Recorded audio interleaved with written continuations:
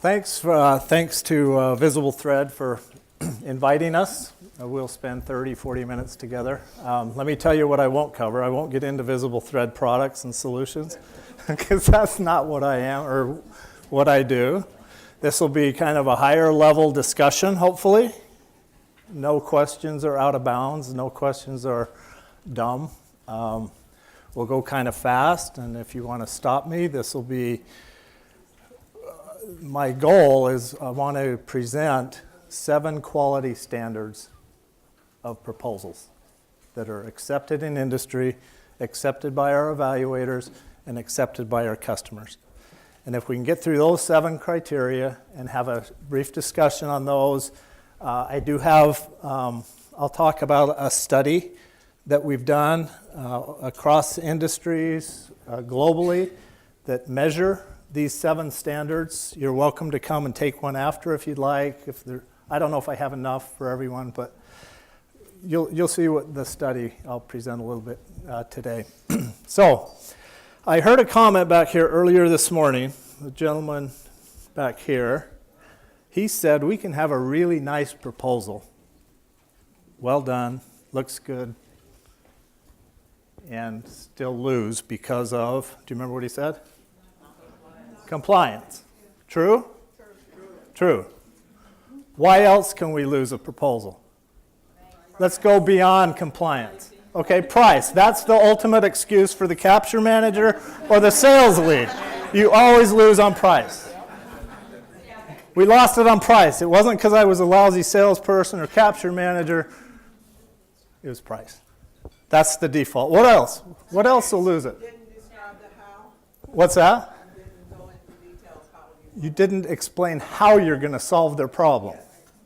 You focused on you and your features. Good? What else? Lack of relevant experience. Lack of past performance or relevant experience. True? Yeah. Yes. Customer didn't like you. Your whole organization doesn't like you. You told us that already. So not only your company, your customers. Sorry. Yes. Understanding the customer's pain points. Understanding the customer's pain point. Right? What's beyond the requirement? Underneath the requirement, right? Very good. Those are the things we're going to talk about kind of quickly, kind of high level. Some of it I know you already know, but knowing what's important and what makes a quality proposal and actually executing on it are 2 very different things. The VisibleThread solutions, which we have taken advantage of their 7-day trial 6 or 7 times. We're about to become a great customer. Especially after hearing the use cases here today, and some of our work at Shipley has taken us global, and English as a second language is becoming a significant issue in proposal development for multinational companies that are bidding globally, and some companies that are actually offshoring some of their proposal work. So that's very appealing to us about the VisibleThread solutions as well. All right, so let's, please, free flow. This is my style. I just like comments, questions, jokes, whatever you'd like. But let's start with this. We are all smart people. No calculators and no talking and no shouting out the answer. 4th grade math problem. Don't shout it out. How many of you believe the answer is 6? Raise your hand. Hi. Please, hi. Don't be shy. You guys are scared. Okay, quite a few. How many think it's something other than 6? How is that possible? Huh? Simple math. My 3rd youngest granddaughter, I think, could solve this. What's the answer? I'm hearing 6, I'm hearing 7. We're coming around? Okay, if this were in an RFP, and your customer said, give us the answer to this problem, and it appeared just like that, what would you answer? You ask questions to the KO. Whatever you say, sir. Anything goes. What do you want to do, sir? What do you want? Okay. We would probably ask a question, right? And the question would be, do you want us to use apply the order of operations on this requirement? I learned it as my dear Aunt Sally. Multiply, divide, add, subtract.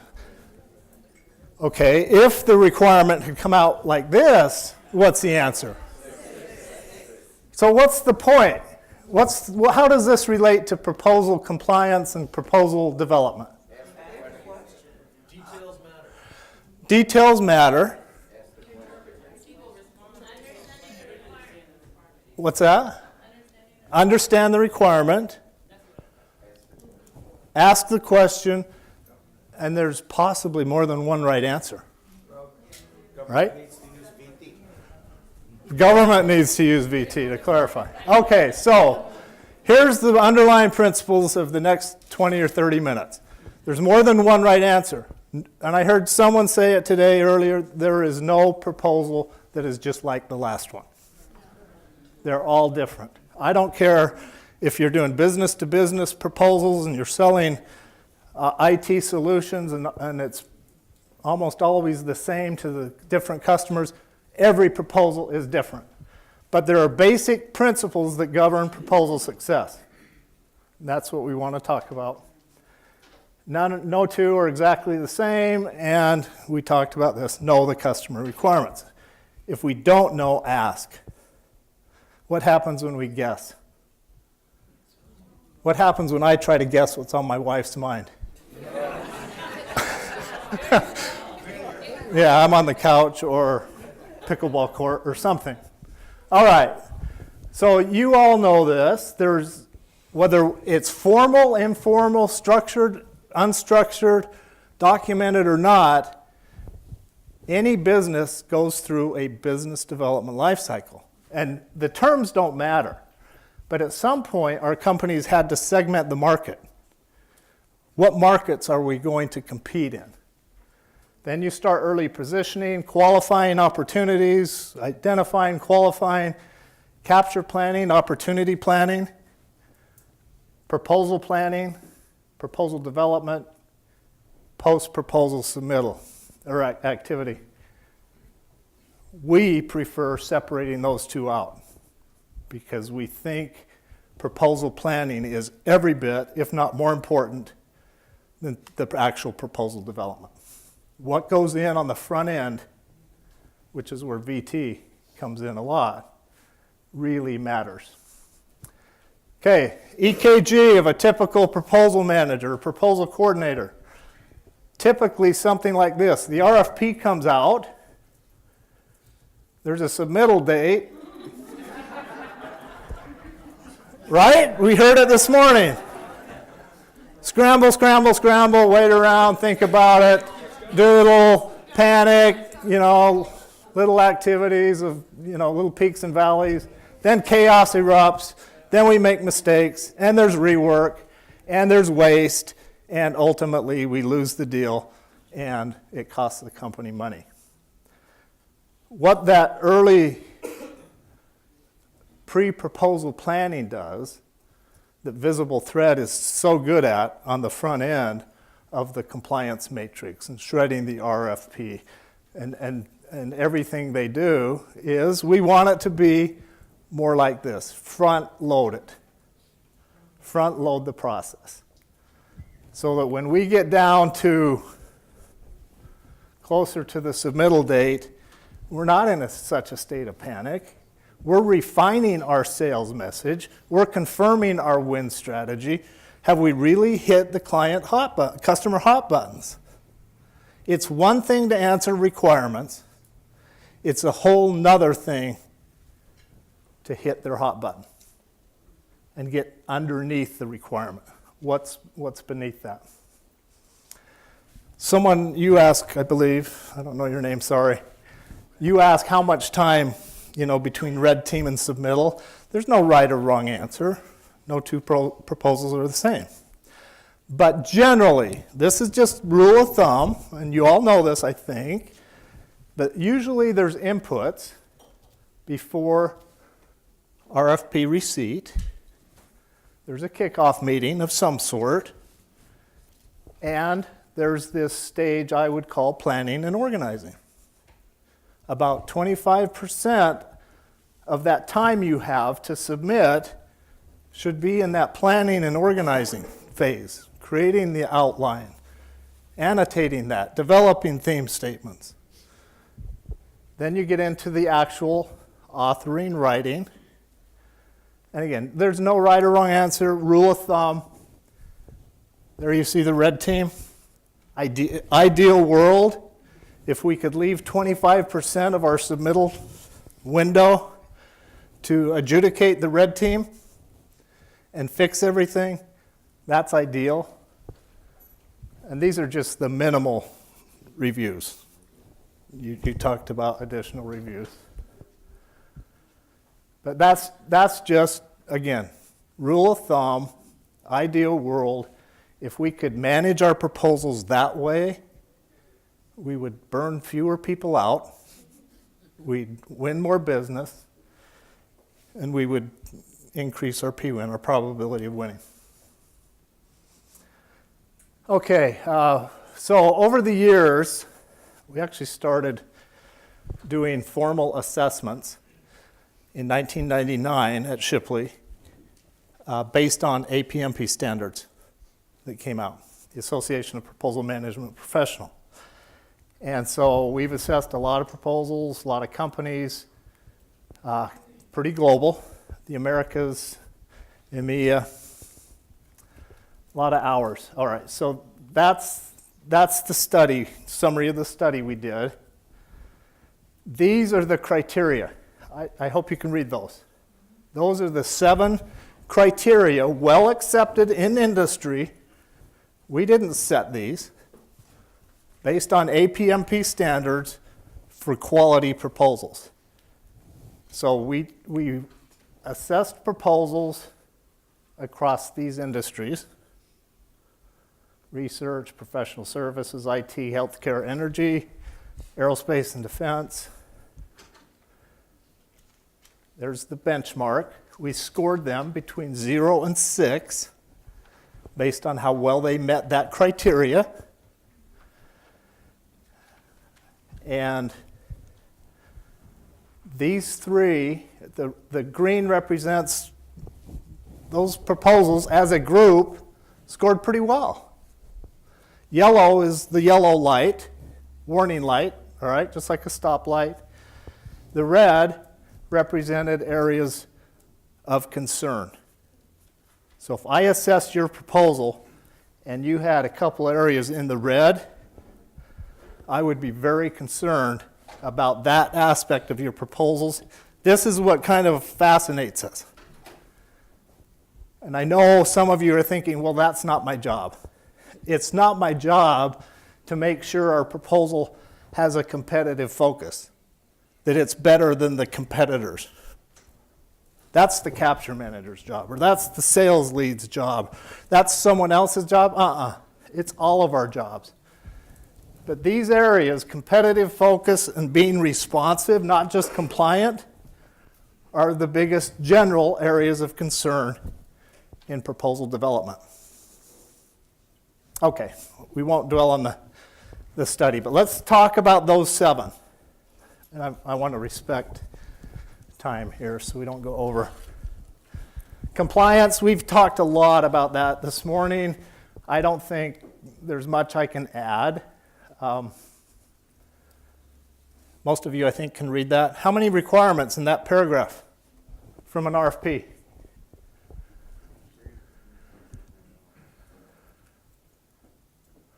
What would VisibleThread tell us? How many requirements? Come on, we're all good. 5, 6, 7. 1. Holy, how are we going to respond to this, team? I don't know. Let's just say there's at least that many. All right? This is where shredding and the value of the VisibleThread tool comes in. But don't forget the human element ever. Ever. Even when you use automation to shred an RFP, don't trust it by itself. You've got to go back and look. Have you ever seen the etc. in a requirement? Oh my goodness. There's RFPs, believe it or not, that come out and they say etc. And it's like, oh, what does that mean? Okay, so that's compliance. Pretty straightforward. We build the matrix. Out of that comes hopefully some kind of organizational outline and so forth. The next criteria, the pillar, if you will, is responsiveness. Does the proposal clearly and directly address the customer's needs? Not requirements, but the needs. How do you know what their needs are? Talk to them. Capture. Is it only their job? What if you're the proposal manager and you don't know what their underlying needs are? What's your job now? Go ask. Don't build a stovepipe and some artificial wall that says that's not my job. Find out. Ask. What's driving this requirement? Do you know? What's driving the overall bid request? So, here's a requirement. The supplier must provide 24/7 support. Straightforward, right? So, what would be a compliant response? We will provide 24/7 support. All right? That compliant, right?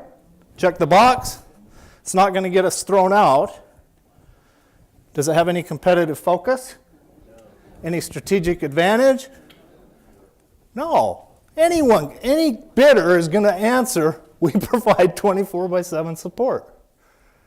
So here's an alternative to that being responsive. You, customer, benefit from 24/7 support at 4 locations around the world, in each language required, with a response time of 3 minutes or less. What do you think that customer's hot buttons were or are? Timeliness. Language. Follow through. All right, we've gotten beneath the requirement now, and we're addressing the hot button issue. Would this maybe score higher than the person that just said in an Excel? I know you're responding, some of you, in just Excel cells, especially those that are doing business-to-business commercial proposals with no formatting or none of that stuff, which is no fun. But so there's responsiveness. So just to share, I shared with my table. My wife and I were at Indian Wells last week down by Palm Springs watching a tennis tournament. And so this will drive home a point, trust me. So my wife is kind of a tennis fanatic. She plays a lot. I play just recreationally. And when we first started playing, her warm-up routine, she would ask me to hit her some lobs. Do you know what a lob shot is? You know, you hit it over and... My normal shot. That's kind of my normal shot too, you know. Either that or I frame it or something. But so first couple of times I would try to hit really good lobs that would go back to the baseline as winners, you know. And first couple of times she got angry and said, "What are you doing?" I said, "I'm hitting you lobs." Well, what she really meant, the underlying issue, hot button, is she wanted to practice her overheads and slam them back at me. Well, so I was compliant by hitting lobs. I was not responsive at all to what she really wanted, which was to practice her overheads. So I should have asked what she wanted. What do you? That's exactly it. That's why that face is on there, because I've had a few come at me. Okay, competitive focus. This was an area seriously lacking in most of the proposals we've assessed over time. If we're going to have proposals that give us a competitive advantage, we need to know what. Who's competing or likely competing, and their capabilities, their strengths, their weaknesses, price, your own, and how you're different or better from them. And if we're weaker than them or we have a gap, what do? We go look for teaming partners perhaps, which brings on a whole other challenge, but ghost them. Too many proposals go out to customers with almost no competitive positioning or statement of advantage. So we need to make it obvious why our offer is better than the competitors. To do that, we have to know who they are. Ultimately, that leads to what is known, you all know this, discriminators. We have to have discriminators in our proposal that set us apart. And they have to matter to the customer. We can't gold plate our solution and bolt on a bunch of stuff they haven't asked for and call that a discriminator. It's not a discriminator if they don't want it or they don't need it. Ghosting. Who would define ghosting in just a sentence or two? We've heard that term a few times. If I know my competitor's going to pitch, say, a unified or centralized management approach, but I know that the client doesn't like the downsides of that approach, I will, if I can, offer a decentralized management approach as an example. Okay, could you all hear? Okay. He said something like, if I know my competitor is going to offer a centralized approach to the solution, and I know my customer really doesn't want that maybe, I'm going to offer a decentralized approach. So you're ghosting them by doing something different or better than them that's still within the requirement. And can you also build if you know that that incumbent or that competitor is not performing well on a contract and you state that you can do something better? Great question. If we know that, yes. If we know a competitor has a bad track record of being on time or cost overruns or whatever it is, missing their schedules, yes, we can ghost that, but don't name them. Yeah. Okay. So that's how we find competitive focus. So this is just a simple diagram. So when we're bidding, when we're trying to compete, there's customer needs, of course, there's our capabilities here in green, and then there's competitor capabilities. And somewhere they meet, all right? So where they meet, we have it, well, let me go through the animation. So that's a neutral position. We have a capability, our competitor has the same capability, customer wants it. All right, that's not a very strong discriminator for our messaging, our proposal messaging.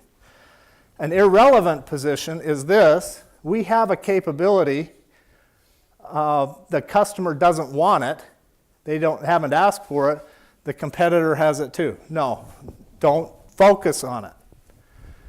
Here's a weakness: customer needs it, our competitor has it, we don't have it. Better figure something out. Or just walk away, don't bid it. Here's where our discriminators are. Customer wants it, needs it, we're capable, the competitor's weak there. That's, when we're doing proposal messaging, that has to be our focus. All right, win strategy. Is it obvious what's in it for the customer? Again, if we're not telling them not just how we're going to do it, but why that solves their problem. I love this. I love this. Words matter. If we're not saying in words why the customer should select us, our proposal's weak. We won't go into this. This is just a simple bidder comparison matrix. And some of you, probably a lot of you are familiar with this idea, is you list likely bidders across the top of, just do it in Excel. I mean, we have a tool that calculates this. It's very simple. You list their hot button issues down the left side, and then you get in a room and honestly score. Where do we stand? Where do we stack up in each of those areas compared to Omega, Stark, and their existing in-house solution? And just score it and see if there's some areas where we stand out. You have to be honest in this or it's useless. Are there some areas where we're at risk, where clearly our competitors outshine us? Those we have to mitigate. If we know we have weaknesses in our solution, we better mitigate them in the proposal and not just ignore them. Customer will see right through it. Okay, a huge one, which I wish we had 3 hours to talk about this because this is my passion, and that is the quality of our writing.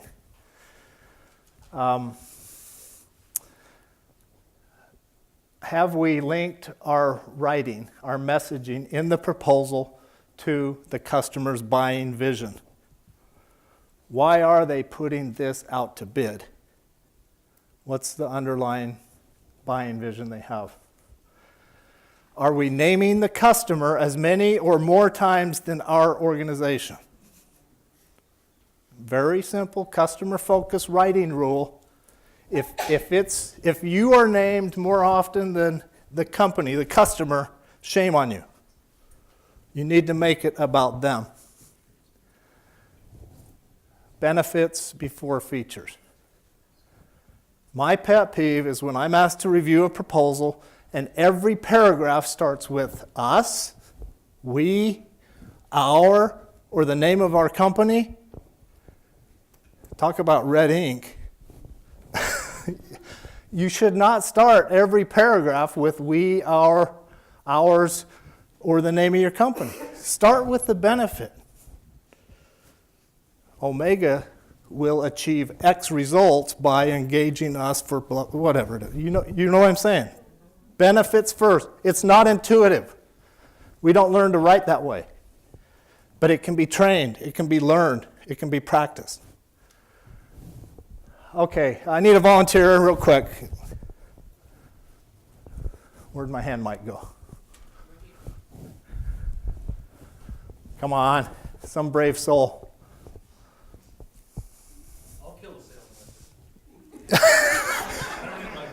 You got to stand up then and shout loud. Huh? No timing. All right, here we go.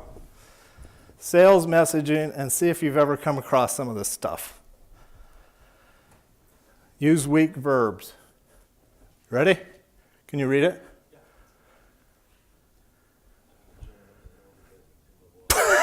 Speak up. Jack and Jill went up the hill to get a pail of water. What's the weak verb? Get. It's better than fetch, probably, but okay. Here we go. Next one. You got a lot to go. Jack and Jill climbed up the hill to fetch a ewer of water. Ewer. Ewer. Put introductory phrases at the beginning to push the subject back. You ready? To fetch a pail of water, Jack and Jill climbed up the hill. Do you see this from authors? I'll bet you will now that I'm prompting you a little bit. Put the action at the end of the sentence. Jack and Jill, to fetch a pail of water, climbed up the hill. Okay. Keep modifiers as far away as possible from the words they modify. Jack and Jill climbed to fetch a pail of water up the hill. Passive voice, and this is where VisibleThread comes in, right? The hill was climbed by Jack and Jill so that a pail of water could be filled. All right. Put the doer at the end of the sentence. To fetch a pail of water, the hill was climbed by Jack and Jill. Okay. Look at your proposals. You'll see it. Check with your authors that are writing. You're going to see it. Introduce false subjects. I think VisibleThread picks this up and they call it something different than false subjects. What's one of your dashboard? Hidden. It was Jack and Jill that climbed up the hill to fetch a pail of water. Okay. Any sentence that starts with it or there is likely a false subject and it's not pleasing to the reader. Remember, we are writing to the evaluator, to the reader. This isn't for us. It's for the evaluator. Pile on gobbledygook and fluff. This is where, again, the solution. Jack and Jill ascended the acclivity to retrieve a vessel of Adam's ale. All right. Turn verbs into nouns. Here we go. Jack and Jill did the hill climb for the purpose of water retrieval. Use unnecessary technical jargon. Ugh. Jack and Jill traversed the gradient to fetch an alembic vessel of H2O. Add wordy phrases or more fluff. Jack, in the company of Jill, climbed their way up the hill for the purpose of fetching water in the approximate amount of a pail's full. Yeah. Trying to fill that page, man. We are trying to fill that page. They gave us 10 pages, and by golly, we're going to fill 10 pages. It's like Mrs. Smith in 7th grade. She wanted 500 words. She's going to get 500 words. Multiple redundant words, okay? Both Jack and Jill climbed all the way up to the top of the hill's summit to fetch a pail filled to its capacity with water. Throwing cliches indiscriminately. Jack and Jill, who need no introduction, climbed up the hill by leaps and bounds to fetch through their good offices a pail of water by hook or by crook. String lots of nouns together to form a subject. Jack and Jill, water retrieval, hill ascent was achieved. All right, awesome.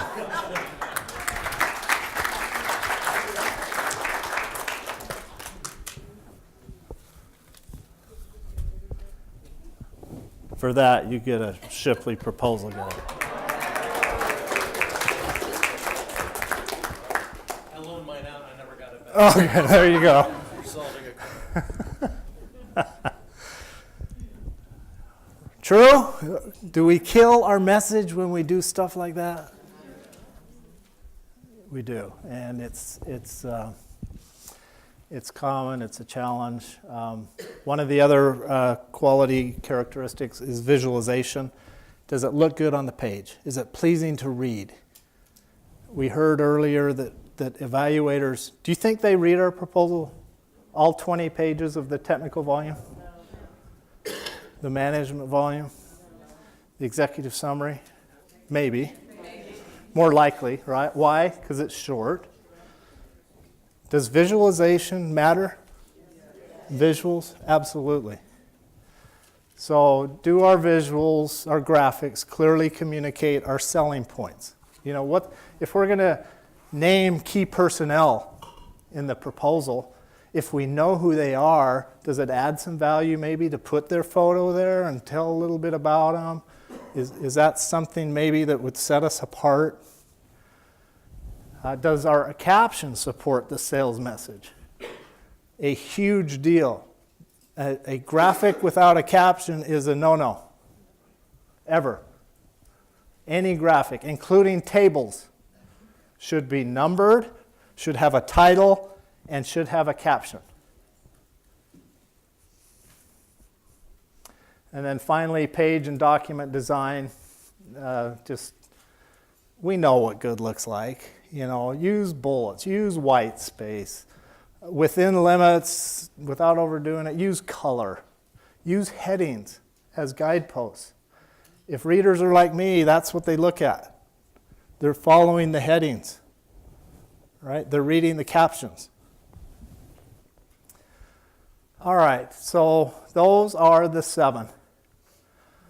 Comments, questions? I've used up my time and want to respect. Any other thoughts?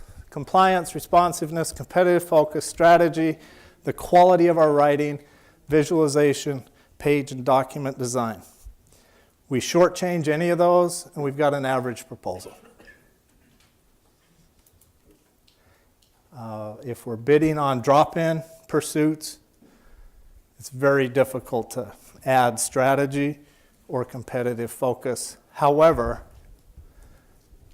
we can go back to previous proposals where we do have that type of intelligence and see what we did there and include that. Questions, thoughts, comments? Okay, thank you very much for the time.